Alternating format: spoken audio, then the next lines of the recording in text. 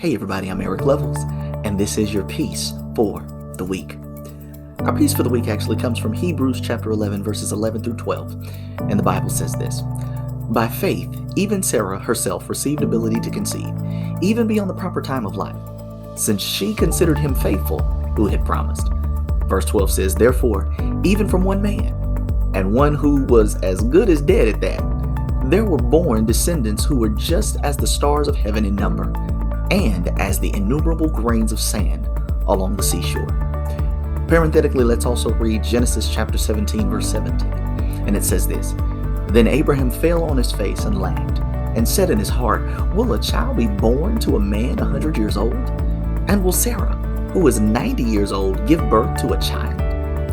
And we'll tag this piece for the week this: It's never too late. Yeah, it's never too late. You see, Sarah and Abraham, they were already of very, very old age. We see that at 90, Sarah was, and Abraham was about to he had already hit 100. And when the angel of the Lord told them that a stork was on the way, you can only imagine their amazement and astonishment at the fact that, are you serious? You mean to tell me, based upon the fact that we are well beyond childbearing and rearing years, that the promise is coming now? It's coming at this time? You must be joking. This is indeed way past possible. As a matter of fact, this is completely impossible. Yeah, they found the promise of God at that point laughable, comical indeed. So comical, Abraham is literally on his face, dying laughing at this promise that was given by the angel of the Lord. Sarah herself too. She was cackling so hard she had to go behind a tent door so that she wouldn't be disrespectful to the angel who would come. She was laughing and she was literally in tears based upon this impossible situation that was placed before them. But this is the piece for the week, family. It's never too late. I wonder, even with the things that you've asked God for, that you believed God for, that you've trusted God for, in this particular season of life, have you found yourself like Sarah and Abraham, laughing even in the midst of an impossible situation? Our piece for the week is this: God marvels. He makes his home in impossible situations.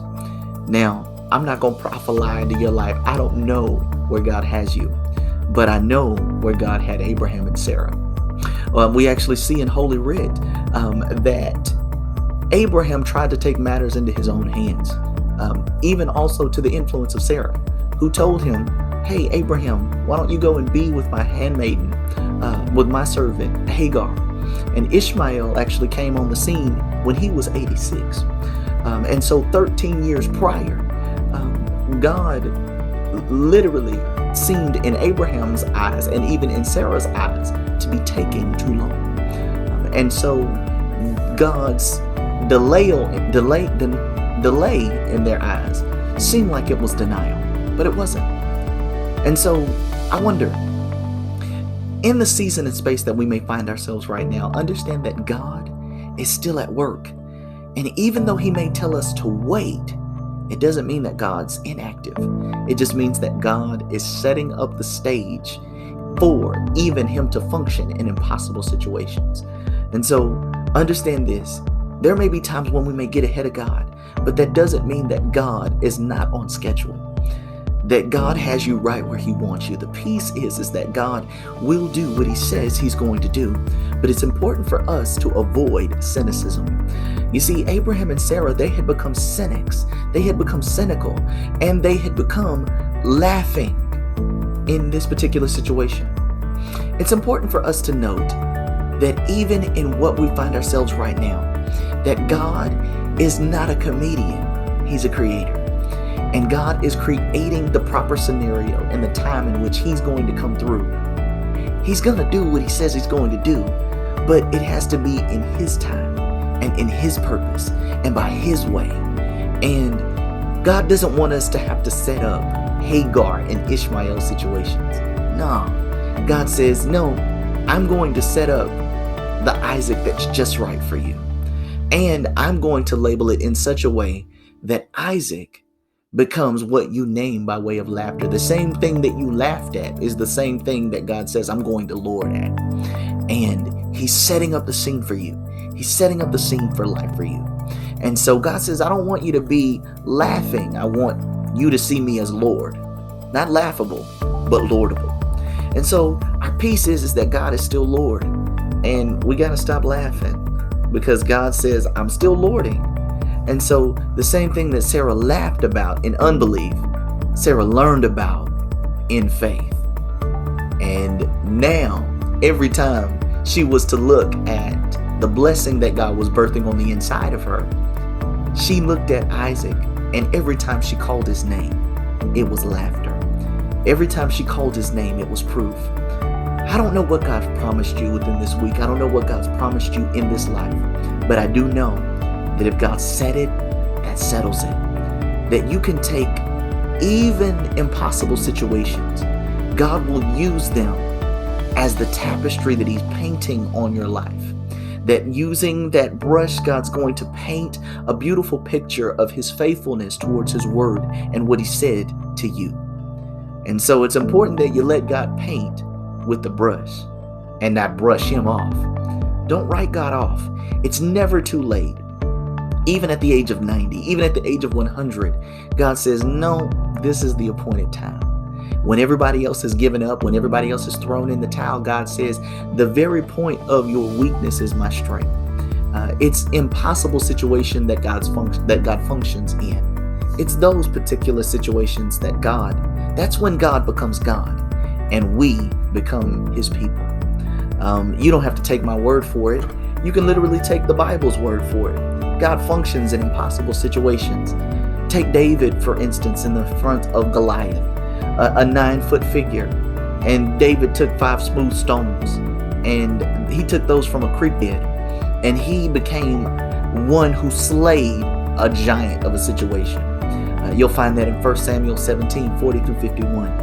Lazarus, who was dead for 4 days, God brought him back to life through Jesus in John 11 and 17. Moses had an Egyptian army behind him and a Red Sea in front of him, and God used him mightily, and all he had to do was take a staff, a stick, raise it before the Red Sea, and God parted the Red Sea. You'll see that in Exodus chapter 14. 3 Hebrew boys, you know that story, Daniel 3, verses 16 through 19. They were thrown into a fiery furnace and it was 7 times hotter. But it wasn't just the 3. God was with them in that particular furnace so that they saw 4 folks there. And they were able to walk around in a furnace that was burning hot. And even in hot situations, God was there with them and they came out without even the stench of smoke. And you know this one, 2 Corinthians 5:15. Jesus, who died, put in a borrowed tomb, rose again on the 3rd day. Again, what many people wrote off as an impossible situation, God functioned in possible opportunities. And so the very troubles of our life, the very impossible situations, God works out so that we can see that he is God, we are not. And so the piece is that God works in mysterious ways, but understand this, that God's working is something we can take to the bank. That God's promises are indeed yes and amen. And that with whatever he says for you, I don't know what your dreams are. I don't know what your goals are. I don't know what your ambitions are. But I do know this, that he that began a good work in you, he shall perform it unto the day of completion. And that God is still writing the story of your life. That the ink is not dry on your particular story. The peace of God is this, family, that what God has started, he will finish. God is a finisher. We see that even in Jesus on the cross, he says that it is indeed finished, and he gave up the ghost. Understand this, that God's not done with you yet, but the finished work is done. And so the piece is this, that even in the wrestling of life, you don't wrestle alone, you don't wrestle by yourself, that we aren't needing to be cynical, we're needing to be constructive. God is looking for those who are not necessarily blameless, but those who are looking to understand that there is a blameless one who will do for us what we cannot do for ourselves. And so this is the rest in the passage. that God will do what he says he'll do, that it's never too late for God to perform a miracle. It's never too late for God to do on your behalf what you cannot do for yourselves. That even in the midst of dire straits, dire circumstances, God will perform all of this for our good. All things work together for the good of those that love him and are called according to his purpose. And so understand this, that God will do for you what he says he'll do. You can take what he says to the bank. That's our peace for the week, family.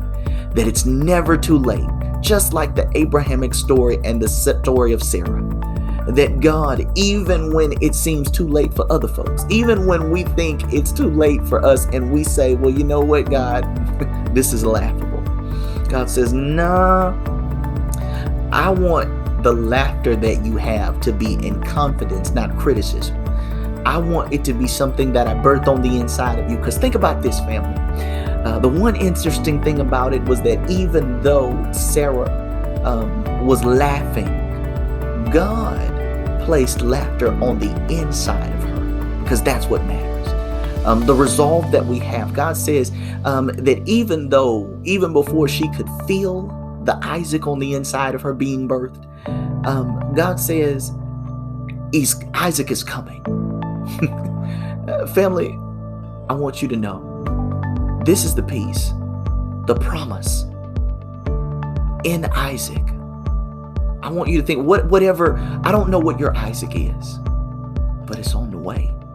It's coming. And I don't know if it's that business. I don't know if it's that wayward child. I don't know if it's that job.